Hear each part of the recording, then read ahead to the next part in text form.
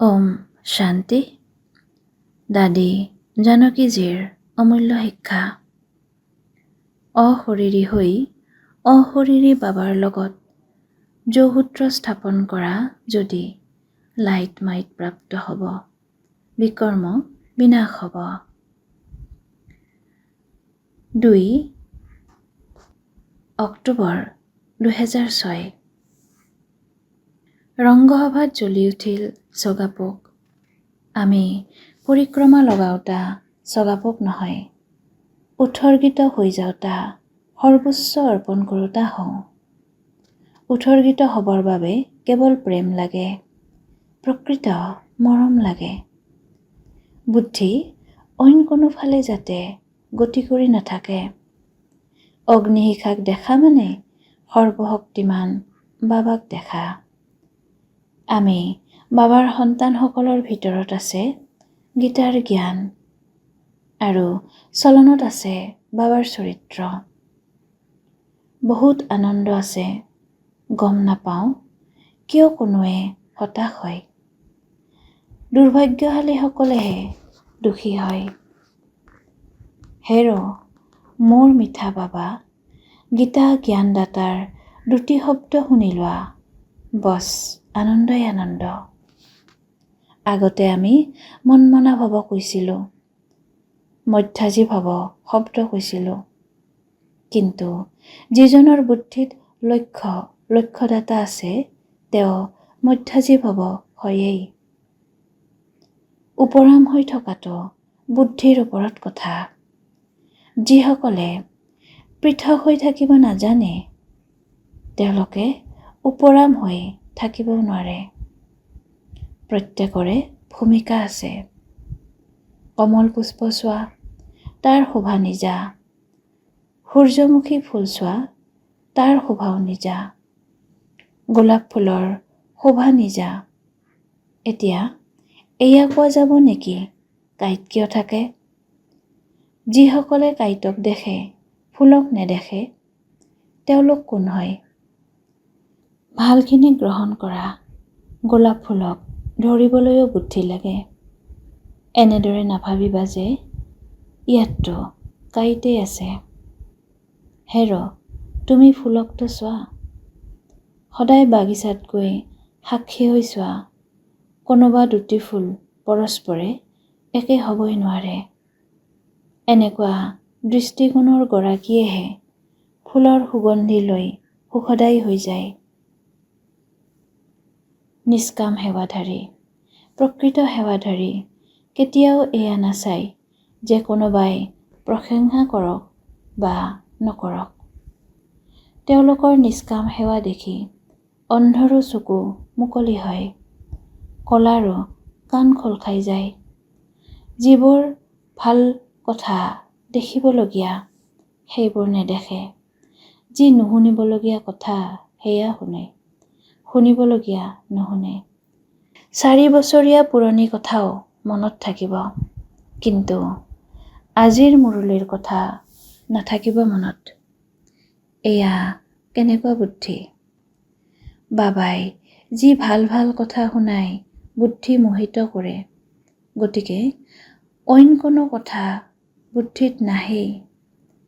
প্ৰভু চৰিত্ৰৰ কথা ইমান উচ্চ যে অইন কোনো কথা মনতেই নাহে। ভগৱান মোৰ সৎগুৰু, মোৰ স্বামী, ইয়াত কিমান শক্তি আছে। বাবাই এনেদৰে দৃষ্টি দি শুৱাই দিয়ে।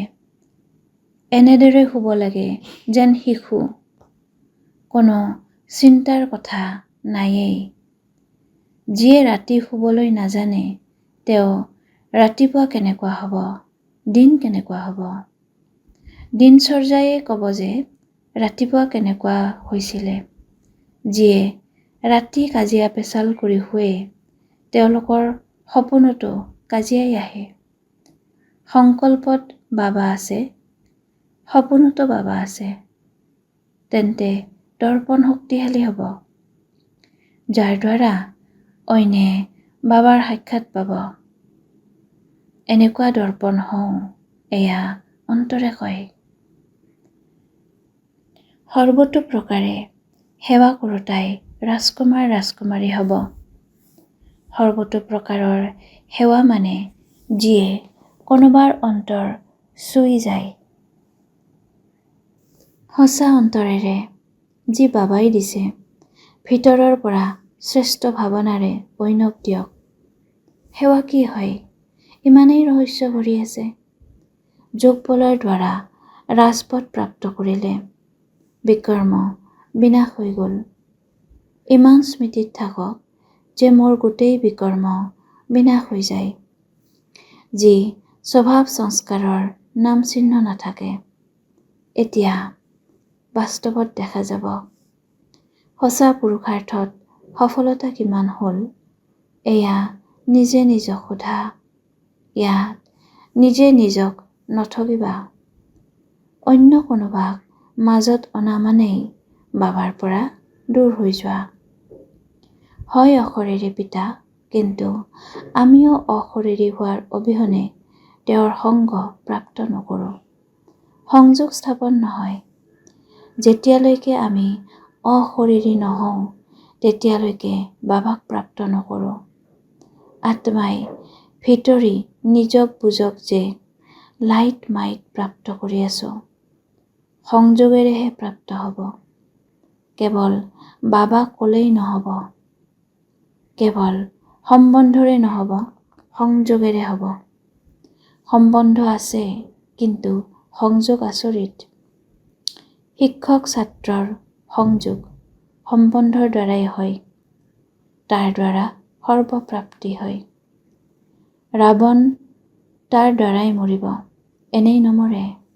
নহ'লে ৰাৱণে বহু প্ৰকাৰেৰে খামুচি ধৰি বহে। যেতিয়ালৈকে এনেকুৱা যোগবল নাথাকে, তেতিয়ালৈকে ৰজাৰ পদো বহুত দূৰ হৈ যায়। সেৱা কৰিলে, বাবা বাবা কৰিলে, গতিকে সত্যযুগত নিশ্চয় আহিব। গুৰুত্ব আৰু অভ্যাস। যাৰ অভ্যাস আছে, তেওঁ টেনচন নাথাকিব, এটেনচন থাকিব। অভ্যাসীৰ প্ৰাপ্তি বহুত। যি বাবাই শুনাইছে, সেয়া মোৰ অভ্যাসত আহে। সেই অভ্যাসৰ আধাৰতেই প্ৰাপ্তি আছে। হৰিদ্বাৰত বহি আছোঁ। হৰিদ্বাৰৰ পৰাই ঋষিকেশ, ঋষিকেশৰ পৰাই বদ্ৰীনাথলৈ গৈ পাম। নৰৰ পৰা সলনি হৈ শ্ৰীনাৰায়ণ হৈ যাম। প্ৰথমে হৰিদ্বাৰত বহি আছোঁ। এনেকুৱা ভাগ্যৱান সন্তান, যিয়ে সদায় বুজে কাৰ খাইছোঁ, কাৰ সন্তান। যাৰ ঘৰত বহিছোঁ, তেওঁৰ গুণটো গোৱা। বাকী কোনো অভিমানৰ চেহেৰা বাবাৰ ভাল নালাগে। বাবা ওচৰলৈ আহি গুচি যাব, মিচিকিয়াইও নাহাঁহে। ওম শান্তি।